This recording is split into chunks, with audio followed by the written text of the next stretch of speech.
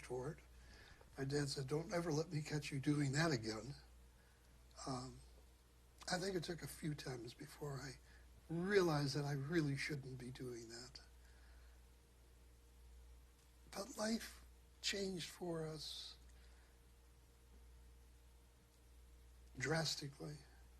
From being able to do anything we wanted to do in town, now we no longer could. Cinemas weren't terribly plentiful. It was real early. I'm talking about in the 1930s. But we used to love to go to the movies. We used to love to see movies. American movies were great. They were dubbed in. Shirley Temple was one of my favorites. We no longer could go to a movie.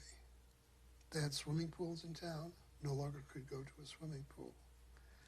I wasn't crazy about libraries, but I wasn't able to go to the library. That made it tough. Playgrounds, we were not allowed. We were restricted from doing almost anything that was commonly done prior to the Nazis dictating all of these new laws. The Nazis passed a lot of laws against Jews. They passed over 2,000 laws. The first ones were no Jew could work in the German government.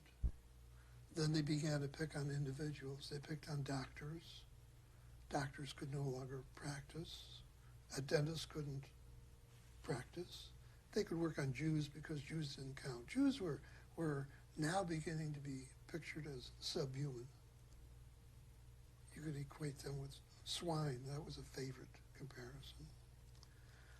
So life, before we were able to leave, changed tremendously. Even for this little boy that used to go all over town. Now I had to stay near my house, and I had no one to play with. So that was my beginning of realizing that we're living in tough times. We didn't realize just how tough it was going to become.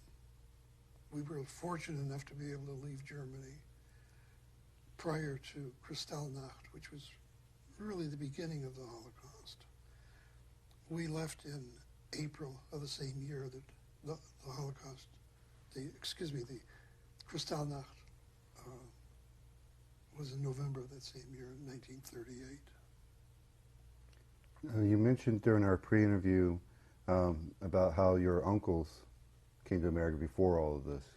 Yeah, the way we got out was because of these uncles. Let me tell you